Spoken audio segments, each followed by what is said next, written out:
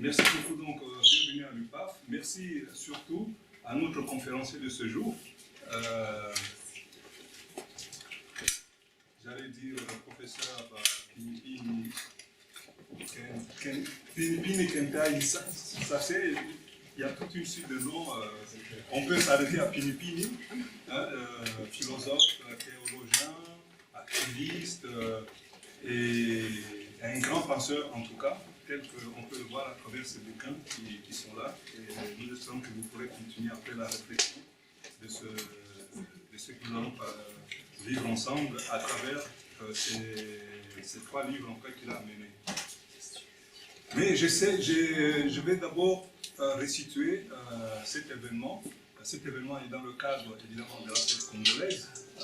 Il n'y a pas une raison particulière de fêter la fête congolaise, mais ça coïncidait avec l'arrivée d'un film que nous avons produit, avec d'autres au Canada, un film sur le Congo, sur le passé du Congo, mais qui se situe dans une sorte de trilogie où nous aurons les années coloniales plutôt. Et donc de Léopold II, du roi Léopold II, le roi des Belges, jusqu'à l'arrivée de Lumumba au pouvoir. Et ensuite, il y aura une deuxième partie avec les années Mobutu et une troisième partie avec les années Kabila. Donc, c'est toutes ces années-là que nous allons retracer. Et on commence avec le Congo parce qu'il faut bien commencer quelque part. Là où il y a les énergies qui s'expriment, ce n'est pas du tout exclusif. Aussi bien aussi par rapport aux journées nationales. Il y a 3-4 ans, on a invité tous les Africains de Suisse, de Genève, à s'associer à nous pour pouvoir fêter ensemble, célébrer ensemble leur journée nationale d'une manière pas toujours, voilà, en étant avec les ambassades. C'est bien de fêter les journées nationales avec les ambassades, mais on puisse aussi fêter au sein de nos sociétés civiles, inviter toutes les autres parties de la société civile, mais malheureusement, cette invitation est restée lettre morte. Il n'y a personne qui a répondu. Mais là, on a l'occasion donc de pouvoir mettre en avant la fête nationale congolaise, mais à travers aussi un événement qui est de pouvoir réfléchir sur notre passé, qui est aussi un passé africain et un passé universel, de voir comment de cet état de servitude auquel on a été confronté, tel qu'on va vous le montrer, avec tout ce que les Belges, le roi des Belges, a mis en place dans cette partie de l'Afrique, commence à marquer les générations jusqu'à aujourd'hui.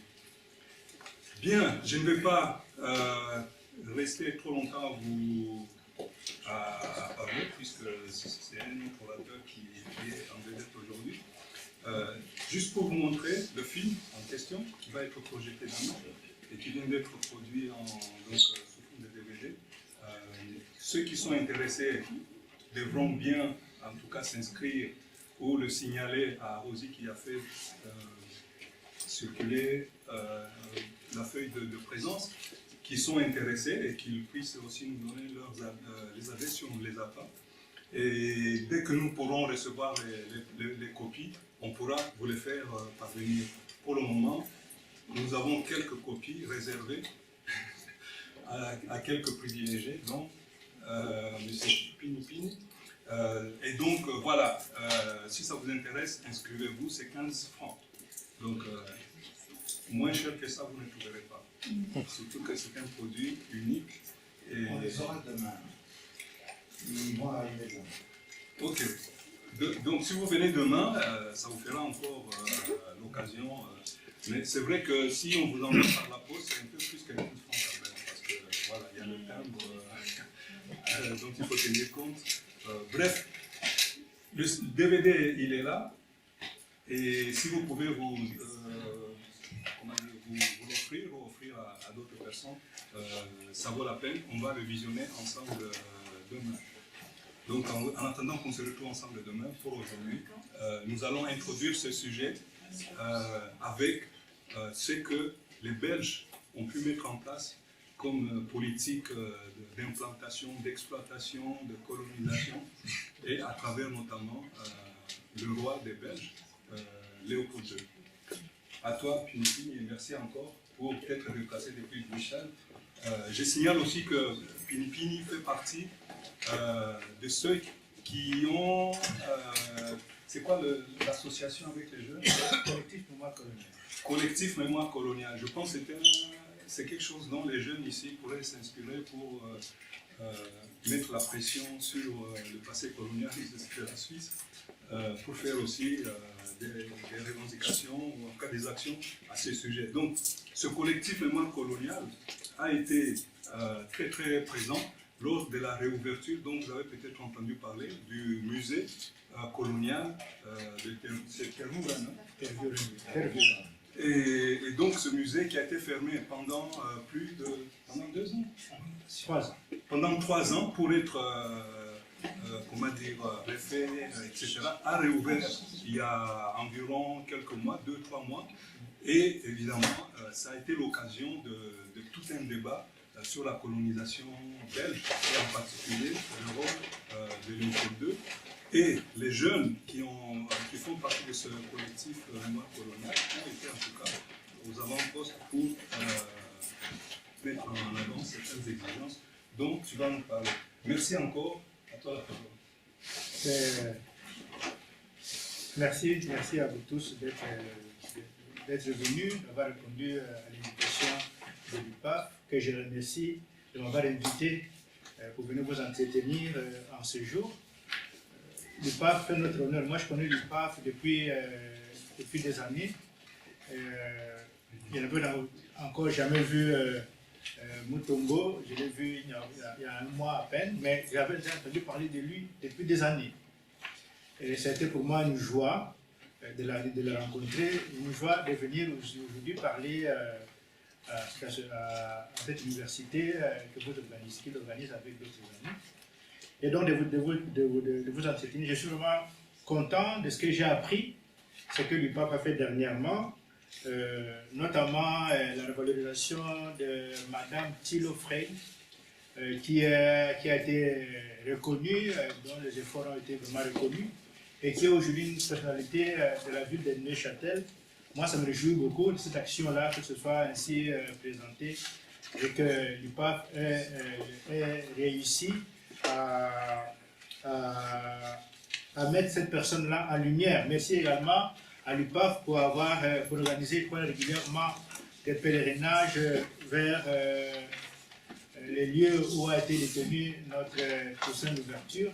Et c'est bien qu'on y aille pour ne pas laisser ces gens qui ont travaillé pour nous, que nous puissions les oublier, parce que quand même, ce n'est pas normal d'oublier des gens comme cela. En tout cas, merci beaucoup pour ce que vous faites là. Aujourd'hui, on m'a demandé de parler de ce sujet, Léopold II Forever, ou la réhabilitation d'un roi criminel devant l'humanité. Ce sujet tombe à point, pour ainsi dire, à l'occasion de la fête d'indépendance du Congo, que nous puissions parler de cela, de ce Léopold II, qui est mondialement connu à cause du Congo, justement. Il est roi des Belges, il a été roi en Belgique, mais ce qu'il a fait connaître, ce n'est pas tant son action en Belgique, c'est plutôt son autre action au Congo, qui n'est pas son pays. Le roi Léopold II n'est pas né au Congo, il n'a pas de famille au Congo, et pourtant c'est au Congo qu'il est arrivé à se faire un nom, le nom qui est le sien aujourd'hui. Cet homme-là, Léopold II, a été jugé par l'histoire pour ce qu'il a fait au Congo. L'histoire l'a condamné. L'histoire l'a condamné au point que, voilà, il est presque mort dans l'opprobre, dans l'oubli, à cause du Congo. Or, que se passe-t-il? Aujourd'hui, il y a des gens, notamment les professeurs d'université, qui veulent refaire l'histoire pour aller contre ce jugement de l'histoire contre cet homme-là, Léopold II. Alors, comme il disait,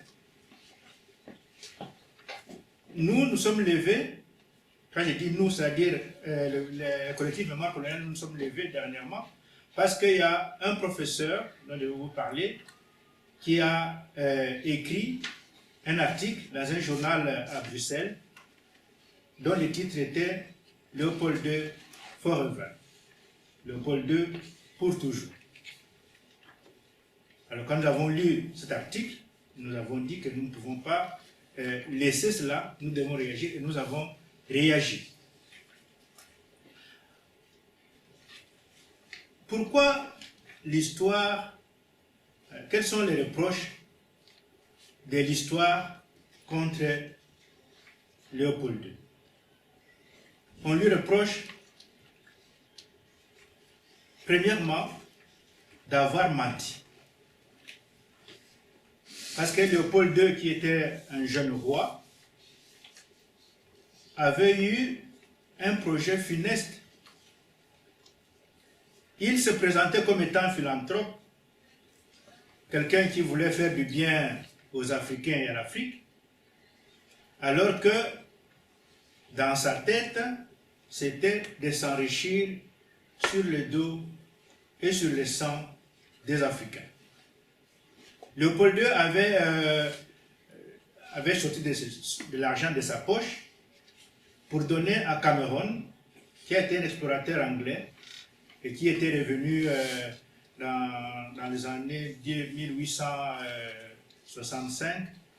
Il est revenu, alors Léopold II ayant appris que cet homme-là, il lui a donné de l'argent. Alors, il a été comme ça auréolé comme étant un grand mécène qui aimait bien les Africains et tout ça. Sur cette lancée-là, il a réuni un certain nombre de géographes à Bruxelles, des géographes européens à Bruxelles, et ils ont créé une société, qu'ils appelaient Association internationale pour l'Afrique, l'Association internationale africaine. Et cette association avait comme but d'étudier l'Afrique d'une façon géographiquement. Et lui en était président. Mais elle n'a pas fait long feu sur cette association. Entre-temps, un certain Stanley a été engagé par un journal new-yorkais pour aller couvrir les expéditions punitives que le gouvernement anglais était en train d'organiser contre l'Abyssinie, c'est-à-dire contre le roi d'Éthiopie actuel. Et cet homme, quand il arrive là-bas, les Stanley, en Éthiopie, ne s'arrête pas là. Il va en mission pour aller rencontrer un autre Anglais qui était parti également en expédition dans cette même région-là, qui s'appelait Livingstone. Alors, il va là-bas et il trouve Livingstone effectivement en 1872 et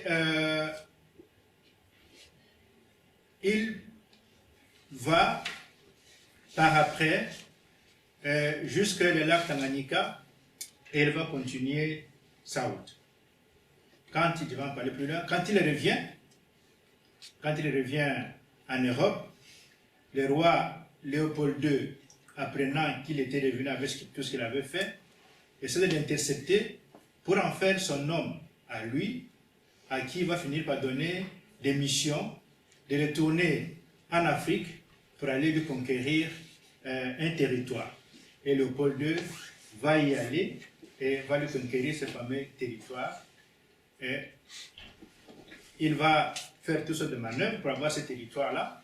Et il aura, avec ce qu'on a appelé la conférence de Berlin, à la conférence de Berlin, il a pu obtenir son fameux territoire. Mais là-bas, il disait à tout le monde que ce qu'il demandait, c'était d'être auprès des Africains pour les libérer, soi-disant de l'esclavage, pour aller construire des hôpitaux, aller construire des écoles, etc. Donc voilà, bref, pour être philanthrope. Or, ce n'est pas ça qu'il a fait. Donc, ce qu'il a fait, ça a été un régime de massacre. On dit qu'il y a eu pas moins de 10 millions de personnes qui ont été tuées. À l'époque, d'après certaines statistiques, il y avait près de plus ou moins 23 millions de personnes au Congo. Donc, si sur 23 millions, il y a 10 millions qui ont été tués, par mots qui ont été tués, vous voyez ce que ça a fait. Donc, c'est comme cela qu'il a été présenté comme étant un Hitler avant Hitler. Donc, Hitler avant Hitler, Hitler avant l'heure. Il est aussi... il a fait mutiler de nombreux Congolais. On l'a appelé le roi de me couper. Les Congolais ont été mutilés ainsi.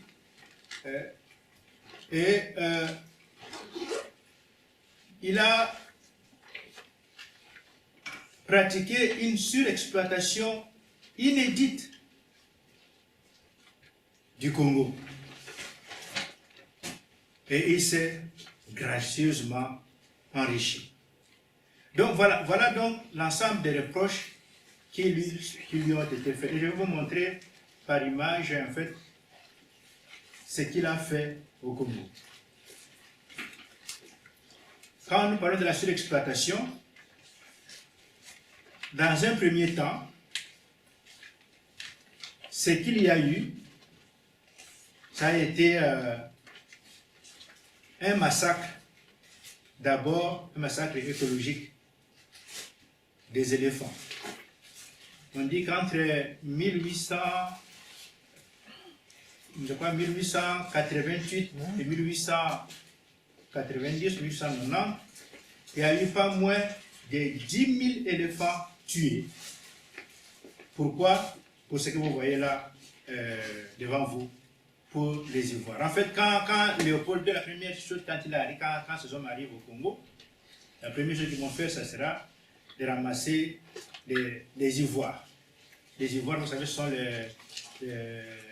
les défenses des éléphants. Le Congo était un pays des éléphants. Et en général, les Congolais ne faisaient pas tant la chasse aux éléphants, parce que les éléphants, c'est immense.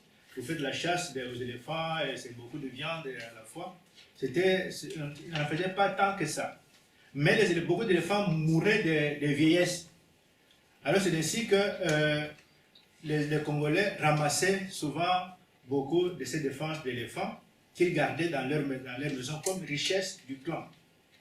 Donc il y avait beaucoup d'éléphants dans le village, mais entassés par clan comme richesse du clan. Et c'est ainsi qu'ils ont commencé aussi à faire beaucoup d'œuvres artistiques avec ces trompes d'éléphants. Donc quand les hommes de Léopold II arrivent, c'est-à-dire quand Stanley arrive d'abord, lui, la première chose qu'il trouve, il est étonné de voir de telles quantités d'ivoire dans le village. Et ce qu'ils vont faire, c'est d'abord de chasser les villageois de leur village par les armes qu'ils vont viser sur eux, de telle façon qu'ils ramassent les ivoires dans des villages et qu'ils vont ramener d'abord en Europe. Mais ici en Europe, à l'époque, c'était la période où on commençait à mettre en place les orgues, les pianos, et vous savez que les touches, les orgues, les touches, les pianos, ça se fait avec de l'ivoire. Et donc, il y avait donc une grande demande de l'ivoire. Alors, à ce moment-là, ce qui va se passer, ça sera ce que j'ai dit, c'est le massacre des éléphants pour prendre leurs trompes.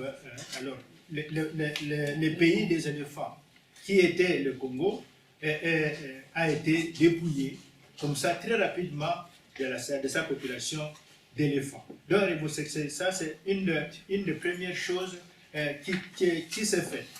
après, après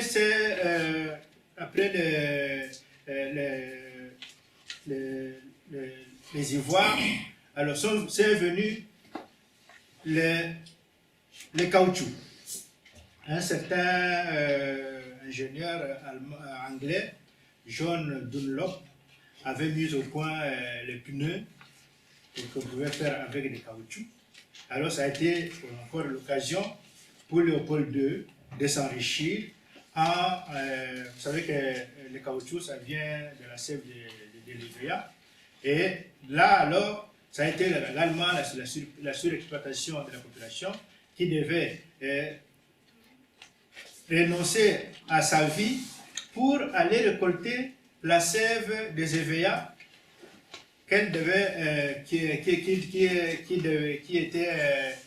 était récoltée pour le roi Léopold II, donc par ces hommes qui étaient au Congo.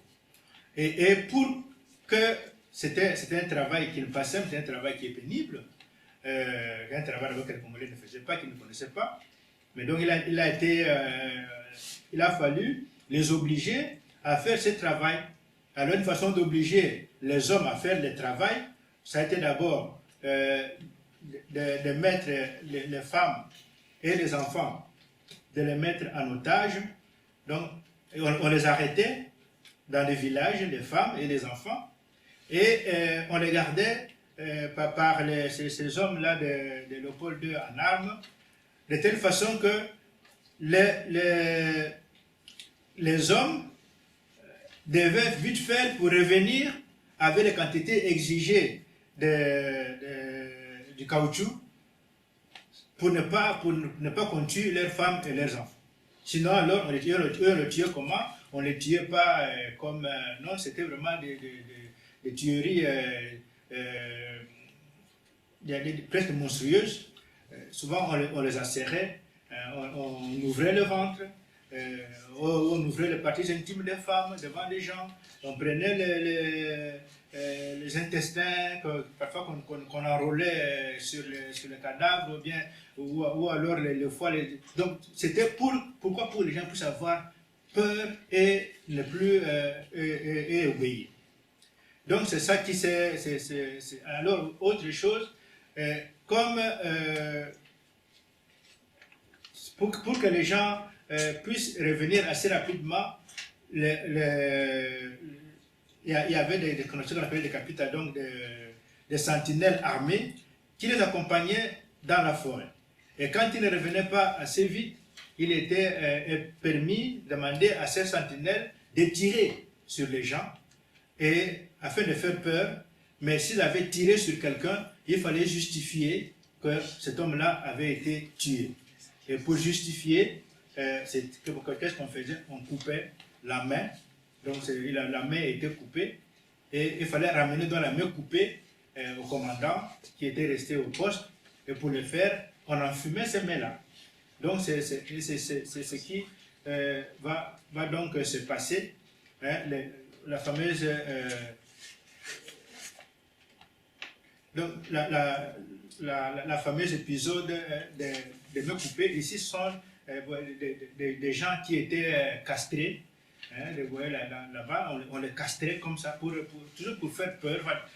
Et ce n'était pas une personne, donc il fallait faire sur un grand nombre de personnes pour faire le plus peur que possible.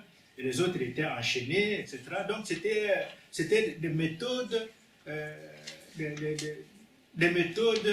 qui étaient pour faire le plus peur que possible et arriver au résultat, c'est-à-dire avoir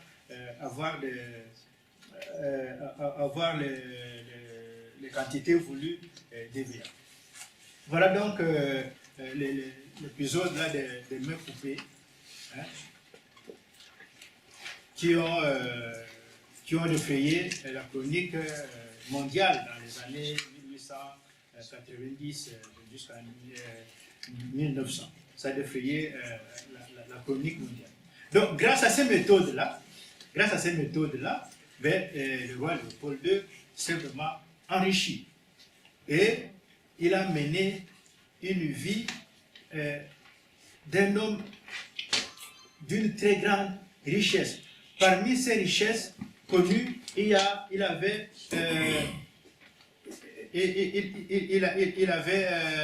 un yacht à lui, qui était parmi les yachts les mieux équipés de l'époque, et qui allait de la Côte d'Azur où il avait ses domaines jusqu'à Ostende en Belgique. Donc c'est là-dedans qu'il vivait. Il avait également un wagon à lui, qui était un wagon qui a été aménagé d'après ses goûts. Et il avait également de nombreuses villas, notamment sur la Côte d'Azur, comme c'est le villa que vous voyez là. Et plus que ça, et comme il avait suffisamment d'argent, il s'est tout permis.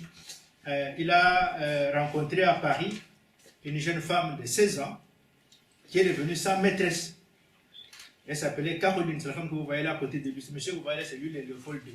Il avait 65 ans et la jeune femme avait 16 ans. Et sa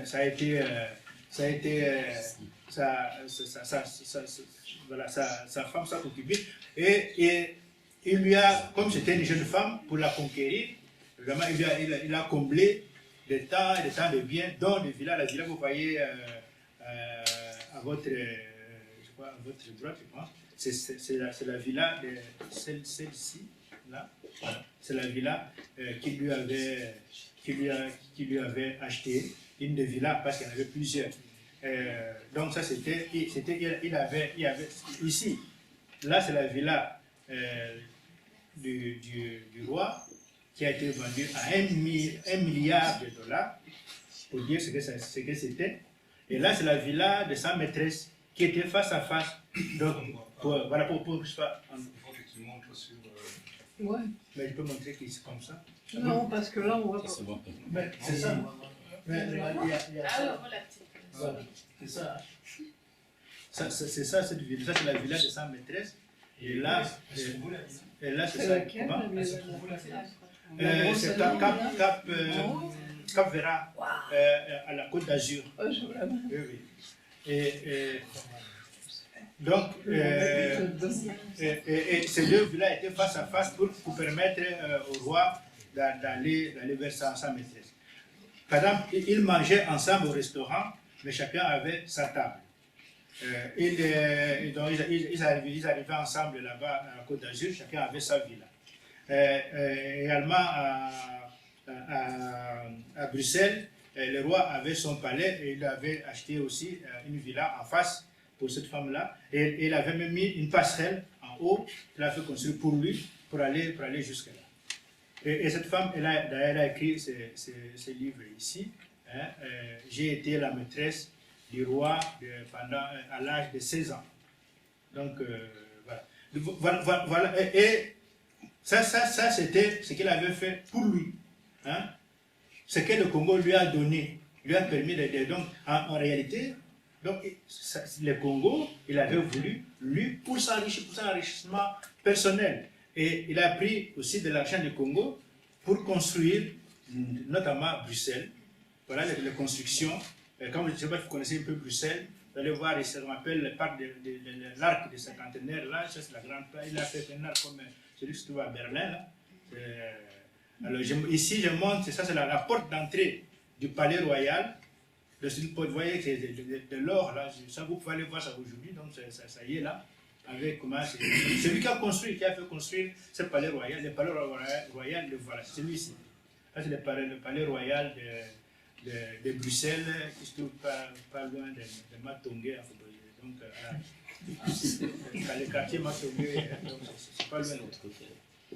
C'est quoi le quartier Matongé pour ceux qui ne savent? Tout le monde connaît le quartier Matongé? Oui. Il y a à Bruxelles un quartier africain qu'on appelle le quartier Matongé, qui se trouve dans la commune d'Ixelles. Et c'est pas loin justement de ce palais. Et pourquoi on lui a donné le nom Matongé? Bon, Matongé, c'était un quartier de Kinshasa. Alors, le Congolais arrivant, étant nombreux, trouvant qu'il y avait plus d'activité là-bas, dans dans ces quartiers-là, bon, ils ont donné ce nom de Mapengue pour se rappeler leur propre quartier, leur propre quartier, qui était un quartier, Mapengue, c'est un grand quartier qui est vivant, qui est très animé. Alors ils ont voulu faire la même chose, donner un quartier à eux, à Bruxelles, où ils vont aussi un quartier aussi animé. Alors ici, cette maison, c'est qui est surtout dans ce palais ici, à l'arrière du palais. C'est là où le roi de Paul II gérait son Congo, en fait. C'était ça, là. Et ici. Et donc, cette maison ici est sur cette rue-là. On appelle la rue Brédéraud à Paris, à Bruxelles. Et cette rue, c'est là où il y avait la plupart de ministères, enfin, ou tout ce qui gérait le Congo. Ce n'était pas tellement des ministères, mais c'était plutôt des trustes. Alors chaque société qui était au Congo avait son bureau ici, donc tout près du roi. Alors je montre là, ce bâtiment que vous voyez ici, pour dire tout ce que le Congo a donné à la Belgique. Ça a été le siège de la Société Générale de Belgique, qui a été l'une des grandes compagnies belges qui a vraiment géré le Congo. Et cette société est tombée en faillite après l'indépendance du Congo. Et ça a été maintenant acheté par la banque française, la BNP Paribas. Donc voilà, donc je vous montre un peu ce que le Congo a donné à Léopold II, et comment Léopold II a donc traité le Congolais. Alors, à cause de cela, il y a eu donc des sanctions, ce que j'appelle moi les sanctions, le tribunal de l'histoire. Le tribunal de l'histoire a sanctionné le roi Léopold II. Premièrement, on lui a retiré son fameux État indépendant du Congo. Le Congo n'a plus été État indépendant entre les mains de Léopold II. Le Congo a été, à défaut qu'il soit indépendant, on l'a donné à la Belgique. Donc la Belgique, s'il a reçu le Congo, il l'a reçu parce que le roi Léopold II a été sanctionné. Donc, alors, autre chose, donc l'État, comme je dis, il y a eu une rétrocession à la Belgique du Congo, du Congo qui n'était plus la propriété de Léopold II. Et Léopold II devait rembourser l'argent du Congo. Mais il s'est arrangé pour que l'argent du Congo devait rembourser soit remboursé à qui normalement devait rembourser maintenant au nouveau propriétaire, c'est-à-dire à la Belgique.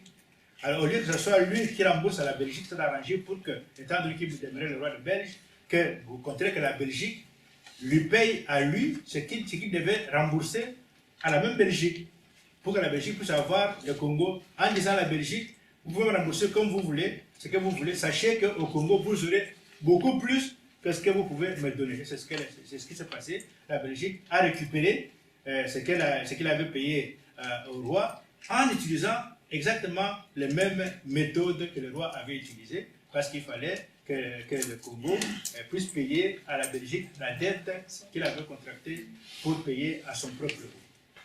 Donc voilà, donc le roi, quand on lui a arraché son fameux Congo en 1908, eh bien, l'année suivante, en 1909, il est mort. Donc il n'est pas resté longtemps. Donc c'est pour dire quand même que ça lui a été un grand coup pour lui. Et avant de mourir, qu'est-ce qu'il a fait? Pour montrer que ce qu'il avait fait au Congo n'était pas correct, il a fait brûler pendant presque un mois toutes les archives concernant le Congo. On a dit que ceux qui vivaient à Bruxelles en ce moment-là, que la ville entière a été noire de fumée à cause de cela, parce que c'était nuit et jour qu'il brûlait les archives du Congo pour qu'on ne puisse pas mettre la main sur tout ce qu'il a fait sur le Congo. Donc il est mort avec une conscience tout à fait chargée à cause de tout ce qu'il a fait pour le Congo. Alors maintenant, voilà donc ce que ce roi a fait. Et là, maintenant, ça ne suffit pas. Donc il y a des gens en Belgique, notamment des professeurs d'université et d'autres, qui régulièrement veulent faire la révision, ce que j'appelle moi la controverse révisionniste belge. Donc il y a une controverse, il y a plusieurs, régulièrement, des écrits hein, pour essayer de réhabiliter hein, le roi Léopold II. Bon, Tintin au Congo, vous savez l'histoire, je crois qu'ici en Europe, il n'y a pas de bandes dessinées qui soient moins célèbres que Tintin au Congo, hein, c'est connu de partout. Mais l'histoire de Tintin au Congo, c'est bien sûr l'histoire de Stanley, de la conquête du Congo. Donc c'est ça qu'il a un peu repris. C'est un peu aussi pour encenser Léopold II, pour dire que le Congolais, en fait, étaient des sauvages d'ici des sauvages, et que les Européens, donc Léopold II, qui est allé là-bas, ils sont allés pour les bienfaits. Voilà ce comment ils ont fait. Donc Tintin, représentant l'homme parfait, c'est-à-dire l'Européen qui apporte la civilisation au monde, et donc rehaussant ainsi l'image de Léopold II.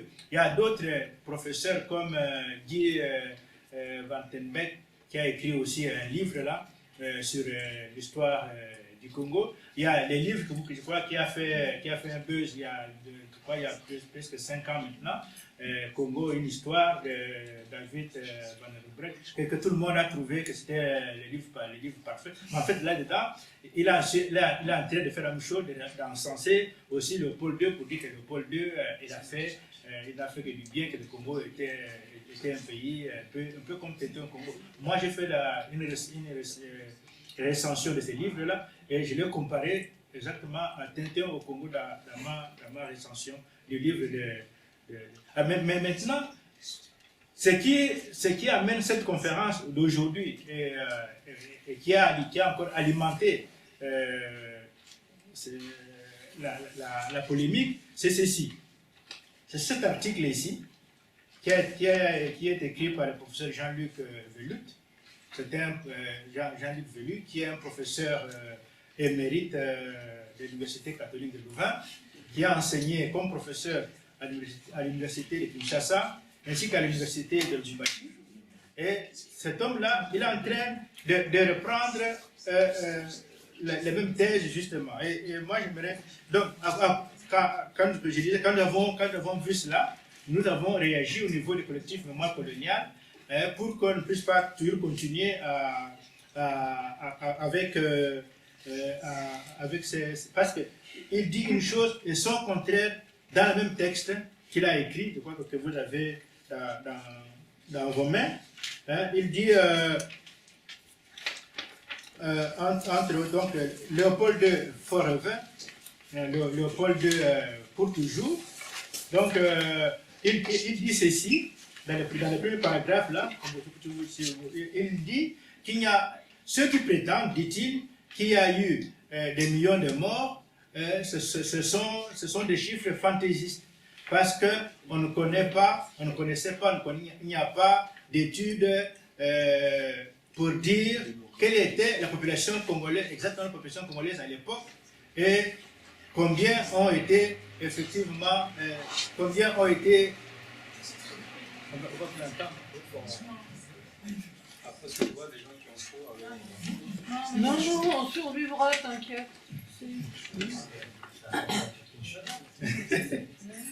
Donc, il dit alors que donc par conséquent, c'est hypocrite, mais nous disons ceci. De quoi s'agit-il? Il s'agit de la mort de personnes.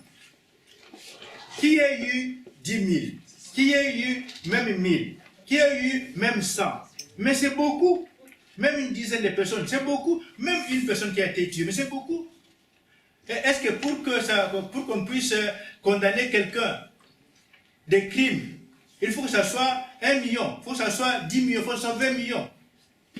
Une seule personne ne suffit pas. Or, lui est en train de dire que c'est hypocrite. Mais qu'est-ce qui est hypocrite? Qu'est-ce qui est hypocrite? Comme ça, nous disons, mais lui qui prétend que c'est hypocrite, quels sont les chiffres qu'il donne? Aucun chiffre. Il ne donne aucun chiffre. Il dit aussi qu'il y avait eu, dans le deuxième paragraphe, pourquoi les Congolais ont été mis en esclavage pour le caoutchouc. C'est parce qu'il y avait la spéculation du caoutchouc. Étant donné qu'il y avait une spéculation pour le caoutchouc, ben, c'était normal, dit-il, qu'on puisse faire travailler les Congolais pour avoir des quantités finalement. Donc, Donc, les responsables, d'abord, ils prétendent qu'il n'y a pas eu de mort. Maintenant, il dit qu'il y a eu de mort à cause de la spéculation. Et les responsables, c'est la spéculation. La spéculation peut être responsable de quelque chose. Nous disons, même le fusil. Est-ce que le fusil peut être responsable de la mort d'une personne? Un fusil en tant que tel ne tue pas. Le fusil ne tue personne. Si vous déposez un fusil là, vous pouvez partir, vous promener, vous le trouvez toujours là. Donc, c'est quand vous prenez le fusil et que vous posez sur quelqu'un, vous dégainez, c'est vous qui tuez, ce n'est pas le fusil. C'est vous qui utilisez le fusil pour tuer. En fait, c'est vous qui ne voulez pas d'autres moyens pour tuer, vous trouvez le fusil, c'est un moyen pour tuer. Mais c'est vous l'auteur du meurtre, ce n'est pas le fusil. Donc ici, l'auteur du meurtre, ce n'est pas la spéculation. L'auteur du meurtre, c'est Léopold II. Alors, il ne faudra pas épargner Léopold II pour venir nous raconter des histoires et dire que ce sont des spéculations, parce que les spéculations n'ont strictement rien à voir avec ce qui s'est passé. Alors, il dit autre chose, que Léopold II est un acteur parmi tant d'autres. Parmi les autres acteurs, il dit qu'il y avait au Congo, il y avait l'esclavagisme, il y avait des guerres tribales, il y avait je ne sais quoi, il y avait des tas de choses. Donc, lui n'a été qu'un acteur. Bon, la question, est-ce que Léopold II a tué ou n'a pas fait tuer? S'il a fait tuer, mais acceptez-le. Pourquoi dire simplement, pourquoi aller chercher le midi à 14h qu'il y avait eu ici?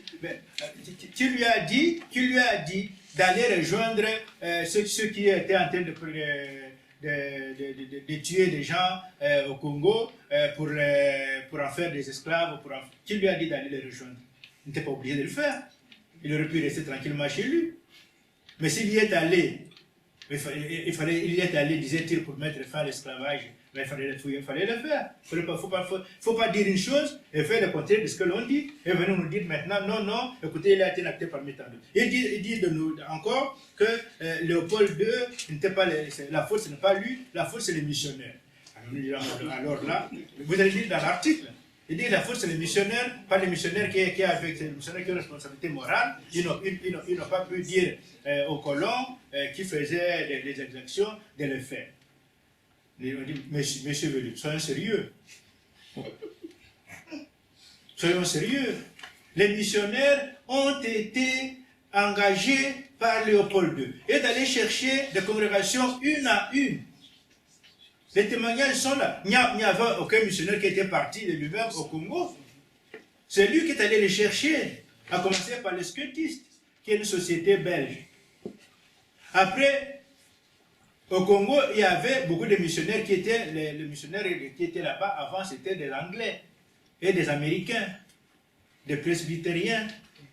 Mais lui, quand il a vu que les presbytériens, et nous en parlerons, ont commencé à dénoncer ce qu'ils faisaient, il a cherché des Belges. Il a pris les congrégations belges qu'il a amenées au Congo, et il y en avait je ne sais combien de congrégations belges au Congo. Et c'était des gens qui allaient là, ces missionnaires étaient des Belges.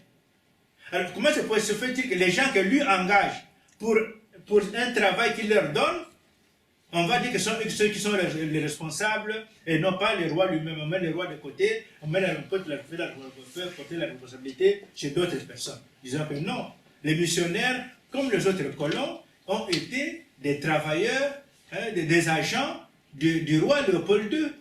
Il ne faudra pas faire autre chose.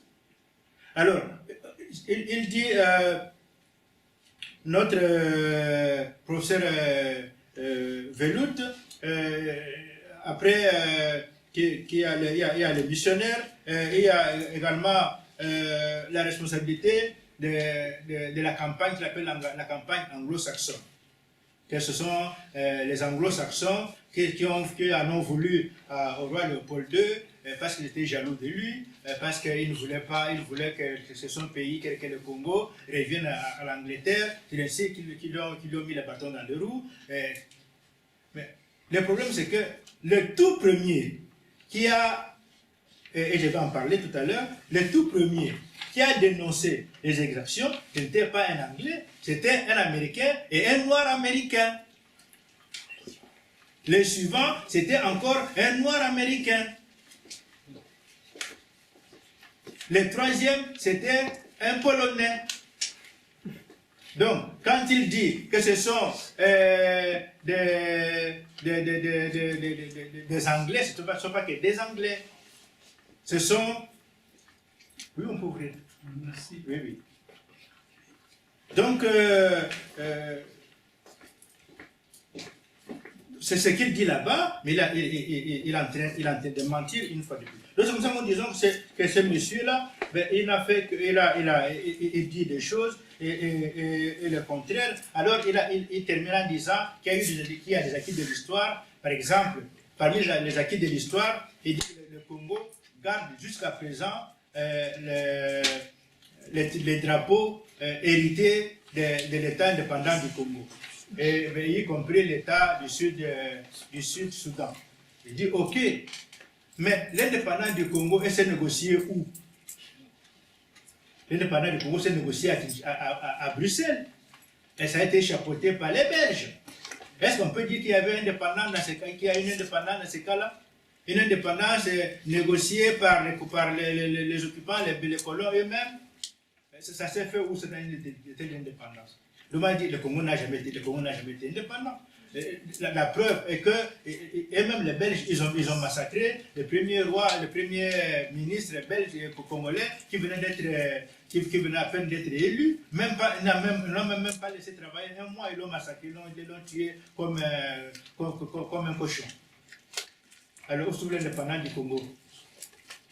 Pour dire que maintenant, les Congolais copient, les Congolais continuent, parce qu'ils ont voulu, n'ont jamais voulu l'indépendance du Congo, ils ont toujours voulu que la colonisation continue, et elle continue jusqu'aujourd'hui. Les Congolais se débattent pour essayer d'acquérir l'indépendance, ils n'y arrivent pas, parce que la pression, la pesanteur colonialiste est trop forte sur le Congo.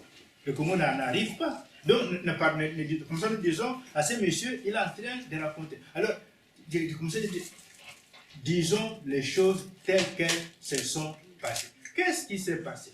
Voilà, maintenant, je vais essayer de vous dire ce qui s'est passé, ce que les messieurs Velout et les autres messieurs, les autres professeurs et bien d'autres ne disent pas. Qu'est-ce qui s'est passé? Nous allons maintenant entrer dans cette partie que j'intitule l'histoire de la présence européenne au Congo. Il y a une histoire liée à cette présence. Et ce qui amène la présence européenne au Congo, ce qui sera le malheur des Congolais, ce qui a été le malheur des Amérindiens au Brésil, en Argentine, dans tous ces pays-là, ce qui a été le malheur des Amérindiens aux États-Unis d'Amérique, ce qui a été le malheur des Amérindiens également au Canada. C'est quoi? C'est le fleuve, c'est son fleuve. Si les Amérindiens ont été massacrés au Brésil, enfin en Amérique latine, aux États-Unis d'Amérique et au Canada, c'est parce que là, dans tous ces pays-là, les fleuves là-bas sont navigables depuis l'embouchure presque jusqu'à la source. Ce qui a permis aussi bien aux Portugais, aux Espagnols qu'aux autres d'entrer facilement alors de faire le massacre qu'ils ont fait. Au Congo, en 1482, une expédition portugaise passe sur les larges des côtes congolaises, à 40 km. Je vous dire, entre parenthèses, qu'avant cette date, avant 1482, en 1454, un pape qu'on appelle Nicolas V a écrit une bulle par laquelle il donnait, lui, en tant que pape, cette partie du monde qu'on appelle l'Afrique, il la donnait au Portugal. Pourquoi? Parce que pour lui, la terre entière appartient à qui? À Dieu. Or, Dieu l'a légué à une seule personne, qui est qui? Jésus-Christ. C'est à Jésus-Christ que Dieu a donné la terre entière. Jésus-Christ a un représentant. C'est qui? Ce n'est pas. Par conséquent, la terre appartient à qui? Au pape. Et le pape peut la donner à qui il veut. Et en fait, le pape le donne à ceux qui lui obéissent, les chrétiens. C'est comme ça, à l'époque, il donne la terre africaine, l'Asie et tout cela, donc toute cette partie-là, il la donne aux Portugais, au roi du Portugal. Donc, quand l'expédition de Diogo Cao arrive, ils vont chez eux. Ils allaient vers l'Inde, qui était chez eux. Alors quand ils arrivent sur la large du fleuve Congo, là, ils remarquent qu'il y avait une eau qui est une eau douce. C'est pas l'eau, c'est pas l'eau salée de l'océan. Une eau douce. Comment ça se fait qu'il y ait de l'eau douce dans l'océan? Et puis voilà, c'est circoncis sur une certaine superficie. Il dit non, mais c'est quoi ça? Parce qu'à cet endroit, l'eau du fleuve, elle se jette sur l'océan sur une distance de 40 km. Je crois que c'est l'unique fleuve au monde qui entre dans le fleuve, dans l'océan jusqu'à 40 km et qui ne se mélange pas, sur 40 km, ne se mélange pas avec l'eau de l'océan. Donc, ils goûtent l'eau douce, et c'est à ce moment-là qu'ils entrent, ils vont pour aller voir c'est quoi ça, et ils arrivent à l'embouchure du Congo. Et la première fois, donc, ils arrivent à l'embouchure du Congo, ils voient le Congo. Alors, directement, comme ils avaient dans leur bagage des poutres, en fait, mais qui étaient en pierre, sur lesquelles était écrit le nom de leur roi. Donc, partout où il devait arriver, il fallait qu'ils puissent planter cela pour dire que cette terre ici appartient au Portugal. En fait, ce n'était pas par rapport à la population qui trouvait, non, c'est par rapport aux autres puissances, à l'autre puissance européenne qui était l'Espagne. C'était pour que quand les Espagnols arrivent, qu'ils puissent savoir que la terre est déjà occupée par les Portugais, donc ils ne doivent plus rester là. C'est plus, donc la terre là, c'est la terre de Portugal. Ça n'a rien à dire. Ceux qui sont là, c'est pas chez eux. Les Congolais n'étaient pas là, n'avaient pas de raison d'être là, parce que ils n'étaient pas des chrétiens, c'était simple. Donc c'était la terre de Portugal. Ils retournent, quand ils reviennent, ils veulent maintenant entrer dans la terre pour continuer à naviguer et essayer d'aller le plus loin possible dans cette zone. Alors ils naviguent, ils arrivent à 150 km et là, paf, barrière. Moi j'ai dit, c'est ma thèse, sans cette barrière, il n'y aurait pas eu de Congolais. Nous aurions été comme ce qui s'est passé aux États-Unis d'Amérique, comme ce qui s'est passé en Amérique du Sud. Parce qu'il n'y a pas de raison pour que les Congolais puissent résister, soit là, que les autres, il n'y aura pas de raison. Donc ce qui s'est passé, il y a eu les barrages, là c'est quoi? Sur 300 km, à partir de la ville de Matadi jusqu'à la ville de Kinshasa, le fleuve Congo n'est pas navigable. Parce qu'il y a une suite de montagnes qui font que, là on a construit le fameux fleuve, le fameux barrage Inga, et bien c'est un endroit où le fleuve n'est pas navigable. Il n'y a pas moyen. Il n'y a même pas de pirogue, rien du tout. Et donc, nos amis là, les Portugais, ils sont restés là bloqués, ils ne pouvaient pas continuer. D'ailleurs, les inscriptions jusqu'à aujourd'hui.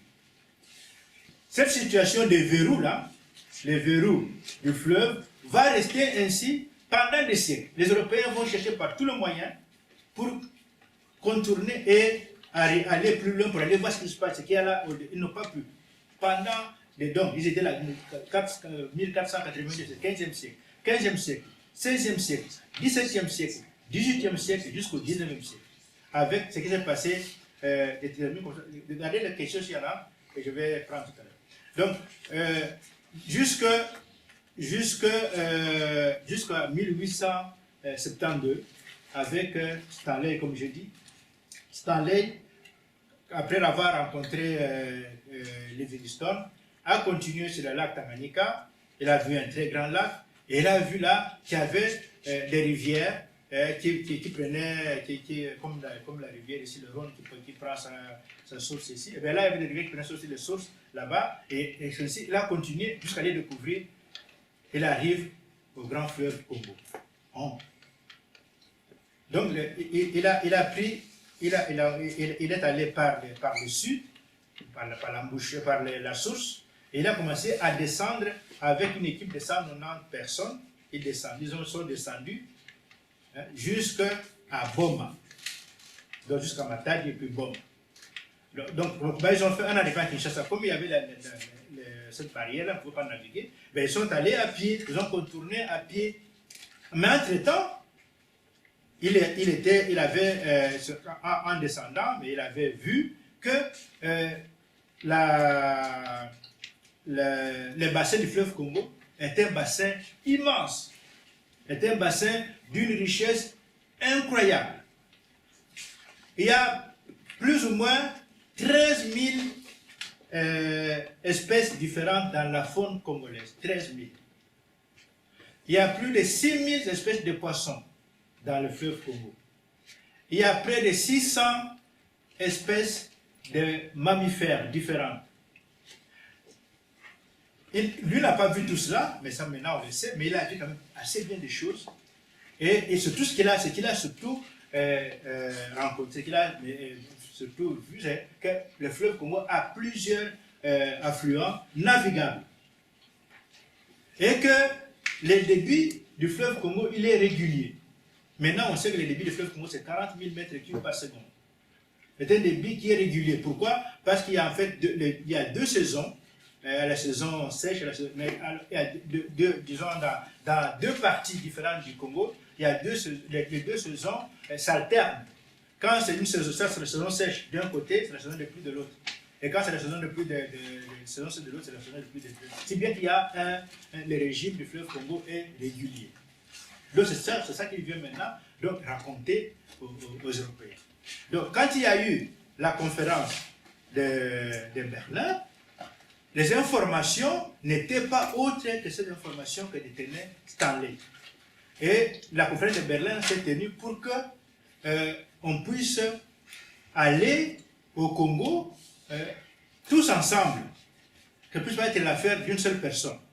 Pourquoi? Parce qu'auparavant, il y avait beaucoup de guerres, notamment entre le Portugal et l'Espagne, ou entre le Portugal et la Hollande, ou bien entre le Portugal et l'Angleterre, ou bien entre l'Angleterre et la France, à propos des territoires ailleurs dans le monde.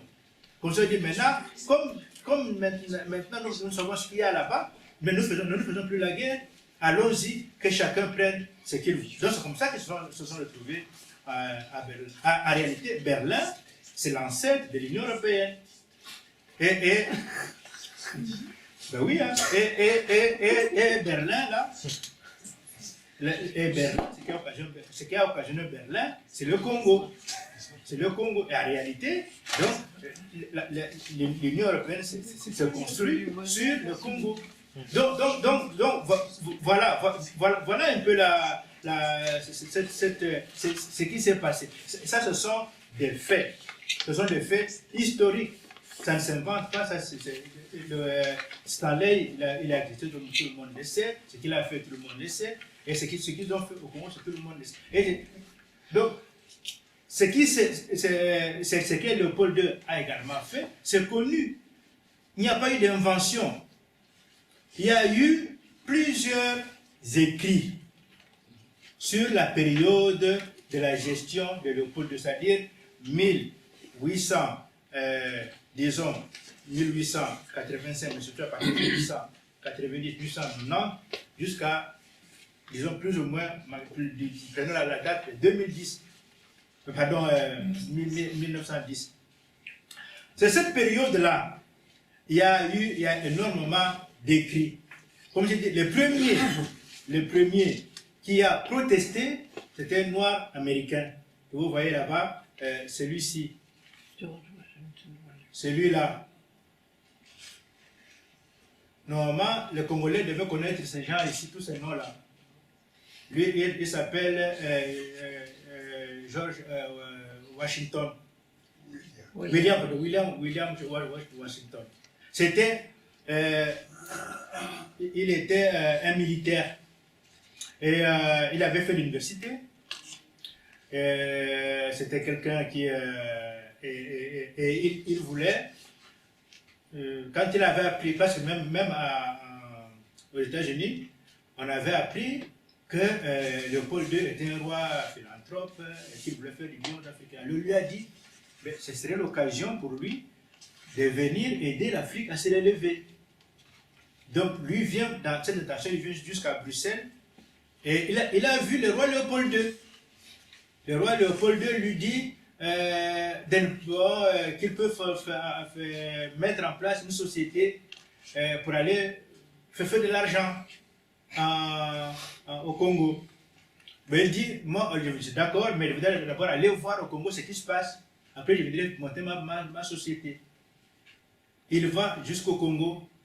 Il a remonté le fleuve, donc il a marché pendant presque 6 mois là pour le contourner. Et puis il a pris, il y avait des petits bateaux qui faisaient 45 km par heure. Il a pris le petit bateau, il est allé juste à Kisangani d'aujourd'hui. Ce qu'il a vu, il est le premier qui est venu parler de mains coupées. C'est le tout premier. Il a écrit une lettre ouverte au roi Léopold II pour dire que ce qui se passe là-bas, ce sont des crimes contre l'humanité. C'est les premiers à utiliser le terme. Qu'est-ce qui se passe au Congo? Ce sont des crimes contre l'humanité. C'est lui. Le deuxième, c'est encore un noir américain, William Shepard. Celui-ci. Il était missionnaire. Et il a séjourné dans la région qu'on appelle aujourd'hui le Kasaï, mais surtout chez le Kuba. Et il a dit que le peuple Kuba, c'est le peuple le plus civilisé du monde. Parce que quand il est arrivé là, ce peuple-là, le Belge était déjà, le roi Léopold II était déjà avec toute l'Europe, mais il n'avait pas su mettre les pieds dans l'espace Kuba. Pourquoi? Parce que les rois, normalement, ils habitent, ils sont dans la forêt. Mais le roi avait interdit à quiconque de son royaume d'amener des étrangers, surtout pas des Européens. Personne ne devait arriver sur le territoire. Quand il avait appris, tout se passait ailleurs. Et lui, Shepard, il a été le premier à entrer chez le roi Kuba. Et le roi a failli le tuer, mais sa chance était parce qu'il était américain et surtout parce qu'il parlait un peu la langue de Cuba. Si bien que le roi s'est ouvert à lui, mais malheureusement, lui aussi a fait sauter les verrous parce qu'après, les Belges sont entrés là-bas, ça a été alors le pillage systématique, au point que les Cuba ont été réduits également en esclavage pour livrer les fameux caoutchoucs. Un autre qui a dénoncé, c'est encore un Africain, il s'appelle Chanou, Ézéchiel Chanou, c'est un Nigérian celui-ci, qui a habité à Boma. Il avait une épicerie à Boma. Au début, bien sûr, il faut savoir que le Congo de Léopold II, le Congo, l'État indépendant du Congo, c'était vraiment business pour business. Tout le monde venait faire du business. Chacun, c'était même pas le business. Non, c'était l'enrichissement. Donc chacun venait s'enrichir comme il voulait. Donc tu quittais, tu n'avais rien, tu devenais millionnaire. Donc il y a eu des Polonais, il y a eu des Russes, il y a eu des Suédois, il y a eu des Italiens, il y a eu des Grecs, tout le monde, il n'y a pas eu un seul, même des Suisses, il y en a eu, il y a eu des Luxembourgeois, tout le monde s'est trouvé là-bas, parce que tu allais là-bas, tu voulais t'enrichir, alors lui, cet homme-là, il était, je crois, à Londres ou quoi, là, il est aussi venu au Congo, Ézéchiel, là, Chanou, pour se faire, il avait une épicerie à Boma, il vendait aux Européens des produits. Au début, il était pour Léopold II. Je ne sais pas ce qui s'est passé. Il s'est retourné contre Léopold II. Et il a été parmi ceux qui ont dénoncé Léopold II. Mais s'il y a des gens à qui, ce que j'appelle moi, parmi les bienfaiteurs, vraiment un bienfaiteur de l'humanité, c'est cette dame ici. Alice Harris. La plupart des photos que nous avons vues là, c'est d'elle. Elle était femme, épouse d'un missionnaire anglais, Harris. Et avec son mari, ils ont dénoncé également ce qui se passait. Heureusement qu'elle avait un appareil Kodak. Cet appareil-là a immortalisé ce qui a permis au monde de comprendre les atrocités telles que ça se passait au Congo. Sinon, on n'aurait rien su. Moi, je crois que cette dame-là mérite d'avoir pour moi le prix Nobel de la paix. Même à titre posthume. Même si c'est pour le Congo, ça voudrait la paix. Alors, sinon, l'homme, pour moi, personnellement, la personne qui mérite que le monde entier, et surtout les Congolais, qu'ils puissent, si cette famille, moi, chaque Congolais devait avoir la photo de ce monsieur dans sa maison. Parce que si nous sommes vivants, il est parmi ceux qui ont, pour moi, travaillé, celui-ci. Il s'appelle Morel, Eddie Morel. C'était un jeune homme. Il avait, je crois, 27 ans. Il était à Anvers, un docker. Qu'est-ce qu'il remarque?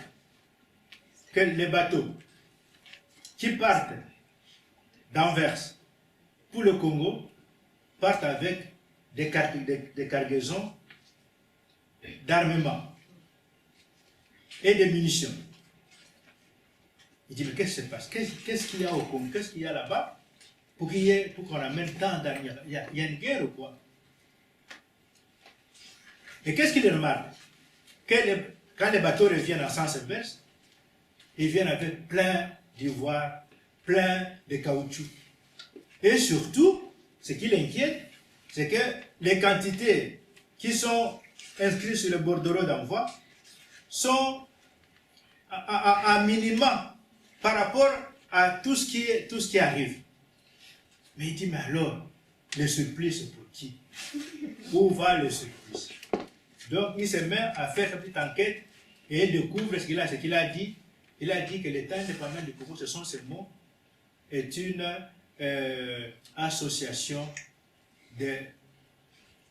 d'assassins. Une association d'assassins. Donc, il découvre l'horreur. Qu'en réalité, donc c'est toutes ces munitions, tous ces bases qui peuvent tuer les Congolais, afin qu'ils puissent travailler comme des esclaves et amener ces richesses-là au Congo, en Europe, en Belgique et dans toute l'Europe, pour que les Européens puissent s'enrichir. Et il dit, je ne peux pas me taire. Il démissionne et rentre dans sa ville, à Liverpool, et il va fonder ce qu'on a appelé l'association pour la réforme du Congo, qui va se battre pendant 10 ans pour que le Congo puisse être détaché de l'emprise du roi Léopold II. Il va organiser des conférences, il va organiser des marches, il va organiser des lobbying, il va aller au Parlement britannique, il va aller voir le président Roosevelt aux États-Unis d'Amérique, il va aller voir des évêques, il va aller voir. Donc, il y a eu des marches qui rassemblaient pas moins de 5000 personnes en Angleterre. Et il y en a eu plusieurs comme ça, contre le roi Léopold II, pour sauver le peuple congolais. Qui ne le connaissait pas. Ce monsieur n'a jamais mis les pieds au Congo. Il n'a pas de parents au Congo. Mais il a voulu prendre la défense des Congolais. Donc ça, c'est son association. L'association pour la réforme du Congo. Il fallait absolument qu'on puisse réformer le Congo, c'est-à-dire l'enlever des mains de Léopold II. Il a écrit plusieurs livres, il a écrit 3 livres sur le Congo, dont celui-ci. Il a participé à 3 autres livres. Il a écrit, il a fondé un journal comme toi, mais pour défendre les mails africains, pour défendre le Congo. Il a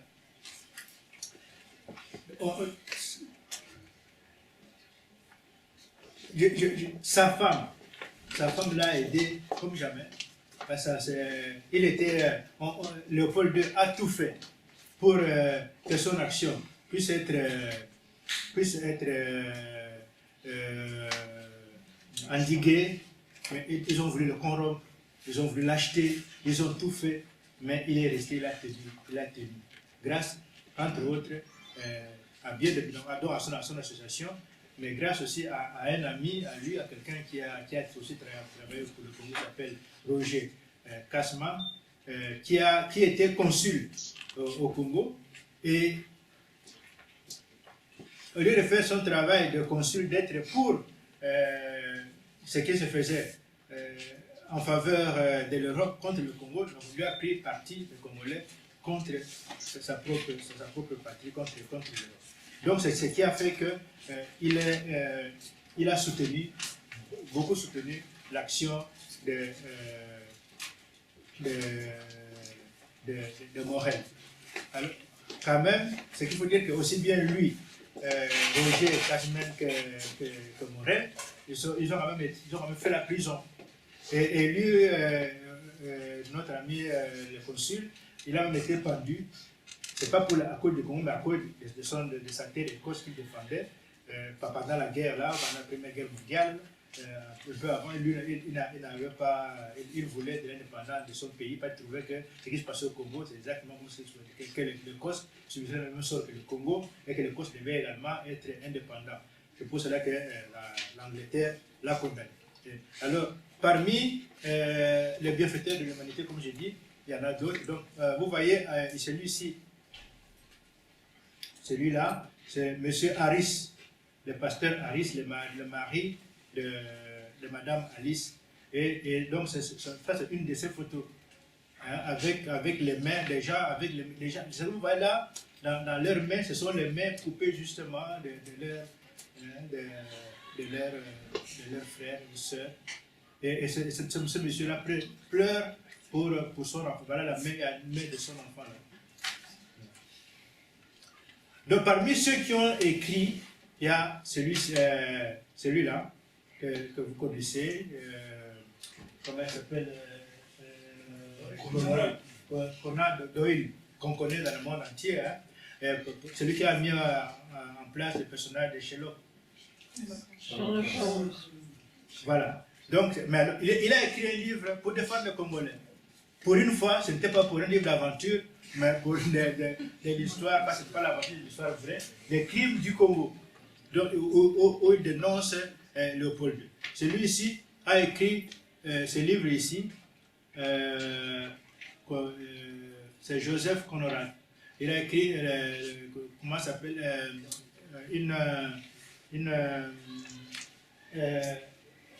au cœur des ténèbres. Un livre aussi qui a été aussi célèbre, qu'on connaît un peu partout, Au cœur des ténèbres, où il a décrit comment est-ce que Léopold II, ce qui se passait. Donc, il a montré dans son livre-là, il a parlé surtout d'un certain personnage, mais qui est connu, qui est historique.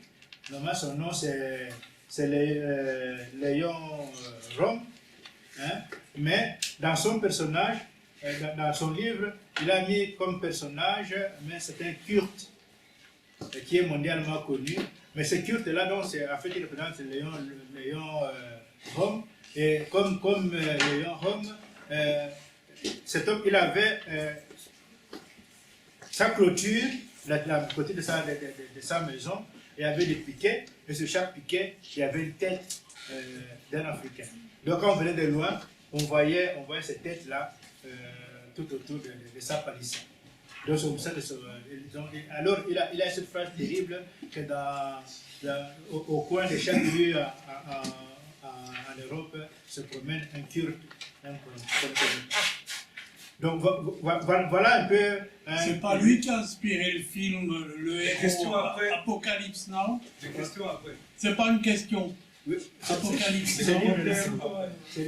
livre-là, d'ailleurs, ça a été terminé. Donc, voilà. Donc, moi, ce que j'ai voulu, c'est ça, donc vous faire voir, c'est que pourquoi Léopold II a été condamné par l'histoire. Il n'y a pas eu un tribunal comme tel contre Léopold II, il n'y en a jamais eu, mais l'histoire l'a condamné. Et donc, c'est pour cela qu'on ne peut pas maintenant remettre en cause ce qui s'est fait pour dire que c'est le roi de tout le monde. Nous savons bien que maintenant, cette période ici, on voudrait tout remettre à plat et recommencer tout. Rien ne s'est passé dans le monde, tout s'est passé, il n'y a rien du tout. On veut tout recommencer à tuer, recommencer le massacre, recommencer le racisme, recommencer, tout doit être recommencé. Mais pourquoi veut-on tout recommencer maintenant? Pourquoi ne pouvons-nous pas vivre comme dans un monde de paix entre nous les hommes? Pourquoi faut-il qu'il y ait toujours des divisions entre nous? Pourquoi il y ait toujours des oppositions entre nous? Donc, c'est ce que sont en train de faire nos amis là, les professeurs. Ils sont en train d'alimenter ce racisme. Vous savez qu'aujourd'hui, en Belgique, c'est un peu comme partout en Europe, mais ceux qui sont en train de gagner des élections, qui sont en train de revenir, c'est la fameuse extrême droite là, qui veut tuer tous les Africains, tous les Noirs, il faut les jeter dans la mer, il faut ceci, cela. Mais ça on va aller jusqu'où avec ça? On n'a pas assez tué, il faut continuer à tuer toujours. Comme ça, nous disons, il faut absolument qu'on arrête ça. On ne peut pas continuer à alimenter. On doit aider les jeunes à vivre dans un monde de paix, plutôt que de les laisser, pas finalement, ceux-là qui sont en train d'alimenter cette extrême droite et partout, ils vont vite, ils vont passer, ils vont mourir. Et qui sont ceux qui vont rester avec cet héritage-là monstrueux? Mais c'est les jeunes. On veut dire les jeunes, vous devez vous réveiller et ne pas suivre tout ce monde. Je vous remercie.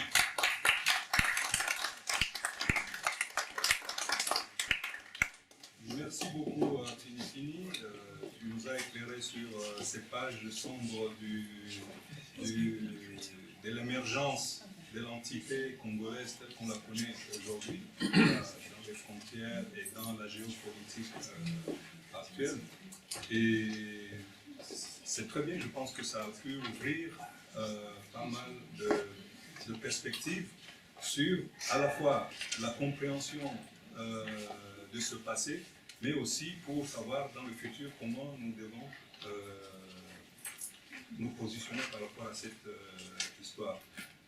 D'ailleurs, par rapport à cette histoire, je ne sais pas si vous savez que la place Claparède, ça a été donné à un Claparède, et Claparède, dans l'histoire de la Suisse, a aussi été ceux qui ont milité pour la dénonciation de ces crimes au Congo. Bon, c'est pas pour ça qu'il a eu une place Claparède, c'est possible. Et qu'à propos des mains coupées, il semble qu'il y a eu toute une polémique en Belgique à une époque, la même polémique qui nous occupe aujourd'hui avec le fameux gâteau avec la tête de nègre, etc.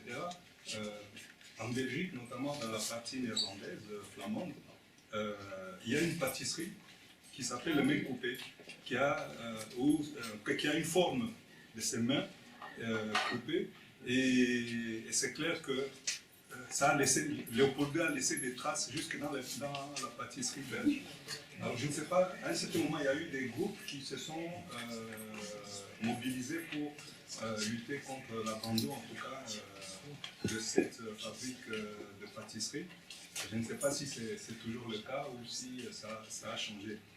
Mais là où je voulais avoir peut-être un éclairage de ta part, c'est il y a eu quand même un contexte. Léopold II n'est pas sorti du néant. Léopold II, c'est un produit, et c'est aussi un produit de son époque, une époque qui cherchait tout justement des nouvelles perspectives. Il y avait eu la traite négrière, l'esclavage, et il y avait de nouvelles perspectives d'enrichissement qui s'est dessinées. Et pour cela, plutôt que de déplacer des millions de personnes de l'autre côté de la mer, où de toute façon il fallait les prendre en charge, ça devenait coûteux, il fallait les fixer chez eux. Et on avait quand même commencé à découvrir que, effectivement, beaucoup de ces pays étaient dotés de richesses considérables.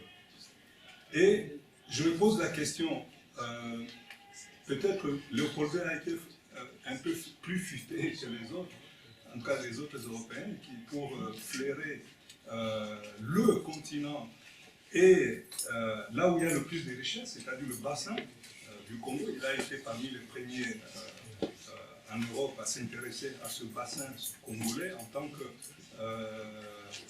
source d'enrichissement. Ce qu'on voit, on a vu depuis jusqu'à aujourd'hui. C'est-à-dire le bassin congolais est considéré comme un espace à la fois de conquête, où tout le monde qui veut faire de l'argent, en tout cas, a sa place. On a vu même que les Turcs s'y sont mis aussi, après les Chinois, après, etc., etc. Donc, est-ce que Léopold II, qui était beaucoup plus aventurier que roi, en tout cas en ce qui concerne le Congo, est-ce que ce n'est pas quelqu'un qui a préfiguré non seulement l'état dans lequel se trouve le Congo aujourd'hui, mais aussi tous ceux qui le pillent, qui passent aussi par les mains coupées, d'une autre manière, mais qui ne reculent devant rien pour faire peur, et pour faire peur pour que cette exploitation puisse continuer.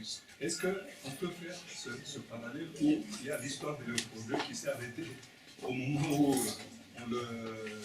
on lui prend son petit territoire et qu'on le remet à la Belgique qui va l'exploiter à une dimension, à une échelle qui va enrichir pas seulement Léopold II, mais le reste des Belges.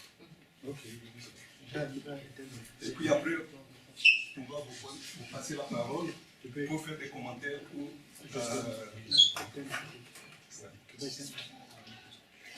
ok. Alors, moi, je crois l'avoir dit que. Merci beaucoup donc, pour la question. Je vais mettre maintenant ici. Donc, je crois avoir dit que quand Léopold II cède son fameux Congo, il cède à la Belgique et que la Belgique reprend exactement la même méthode parce que la Belgique veut de l'argent comme c'est le fait du roi Léopold II. Les épisodes de massacre n'ont pas cessé, au contraire, ça continue. Donc dans ce livre ici, j'en parle,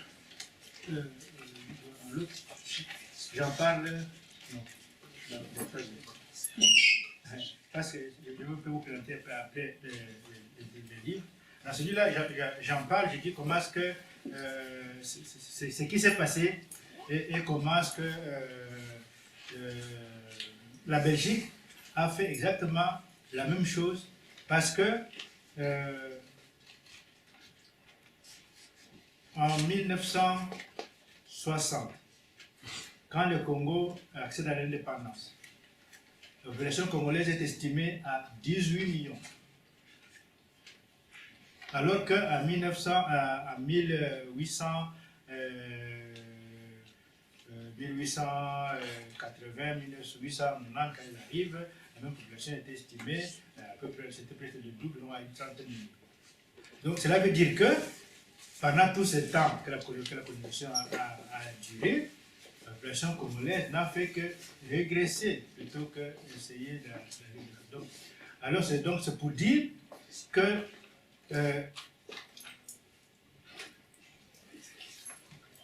donc c'est pour dire que les méthodes ont continué. Et j'ai dit qu'en 1960, quand le Congo accède à l'indépendance se négocie à Bruxelles. Et que les Belges, en fait, ne veulent pas de l'indépendance du Congo. Ils veulent donner pour eux une espèce, quelques libertés, mais pas donner à ces pays-là une indépendance de gestion, une indépendance économique, une indépendance politique réelle. Non, ça ils ne veulent pas. Donc, et la situation du Congo donc, est restée la même. Donc le Congo après l'indépendance, d'ailleurs ils ont dit, les gars, le Congo après l'indépendance, il n'y a pas de différence.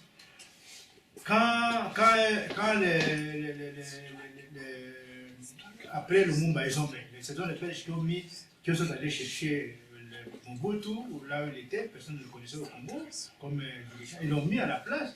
Et Mobutu il a eu des conseillers belges tout le temps qu'il est resté au pouvoir jusqu'à presque au moment de s'enfuir. Il a eu le conseiller belge. Donc, c'est pour dire que ça n'a jamais, c'est le même régime qui a continué. Et avec Mobutu, c'est le même régime qui continue. Vous le lirez dans ce livre-là aussi, j'en parle. C'est le même régime qui continue. Et jusqu'à maintenant, donc ce qui se passe maintenant, c'est la même chose qui continue. Rien n'a changé. Pourquoi les Chinois, les Turcs, les Indiens, etc. viennent maintenant s'installer au Congo? Le Congo est trop faible. C'est comme un organisme qui est affaibli par les maladies. N'importe quel petit agent extérieur vous rend malade. N'importe quoi. Le Congo est un organisme affaibli. Aujourd'hui, tout et chacun peut venir faire ce qu'il veut du Congo. Donc, tu as tout à fait raison de dire que c'est la même chose qui continue. Le pôle 2, c'était... bon. Moi, je dis toujours, pour moi, je ne pense pas qu'il y ait une période où, une époque où la personne humaine a cessé de l'être. De telle façon qu'on peut dire, non, ça c'est parce que c'était la mentalité de l'époque qu'on a fait. La preuve est que, pendant que Léopold II lui cherchait à s'enrichir, d'autres, notamment Morel, qui était de son époque, ont fait le contraire contre lui pour essayer de lutter contre lui. Pourquoi tout le monde n'a pas fait comme lui? Donc il y en a à l'époque qui faisaient autre chose que ce que lui a fait. Ce n'était pas une mentalité d'époque, la mentalité de la même que ce soit les époques. Donc on ne peut pas dire, écoutez, moi, comme je vois que tout le monde est raciste, moi je veux aussi être raciste. Le racisme, ce n'est pas une mentalité de notre époque aujourd'hui. Mais c'est ceux qui veulent être racistes, mais vraiment, ils le font. C'est eux qui prennent la décision de l'être. On ne va pas dire que c'est une mentalité de l'époque, pas de l'époque. Ok. Oui. Ok. Avant de prendre la question, j'aimerais aussi quand même préciser, ajouter quand même un élément qui est très important, qui est apparu en filigrane à travers cet exposé, c'est le fait que le Congo a accompagné l'évolution, les éléments déterminants des nouvelles technologies. Il y a eu l'émergence de la voiture, l'automobile, avec les pneus, grâce au caoutchouc, notamment congolais. Il y a eu la bombe atomique, grâce à l'uranium congolais, parce que voilà, la première bombe qui a explosé à Hiroshima, c'est parti du Congo, de Kolwezi. Il y a eu quoi encore? Bon, le cuivre un peu moins. Aujourd'hui, avec le cobalt, et à chaque étape, oui, le coltan, le cobalt, qui accompagne donc l'évolution, ce tournant technologique auquel nous assistons aujourd'hui avec le numérique, etc., toute une série de choses, et aussi la conquête spatiale qui devient presque démocratique, où tout le monde peut envoyer une fusée dans l'espace, parce que le champ pour l'exploitation, en tout cas des minéraux qui permettent de pouvoir aller si loin, ce champ est très large et comme par hasard, c'est au Congo qu'il se trouve le plus, pas exclusivement, mais en tout cas le plus. Et donc, on ne sait pas demain ce qu'on va devenir. Bref, il y a beaucoup de choses à dire sur le Congo, alors on va quand même vous passer la parole pour soit un commentaire ou des questions, et vous vous présentez et vous faites votre commentaire, vous présentez, vous posez votre question le plus brièvement possible.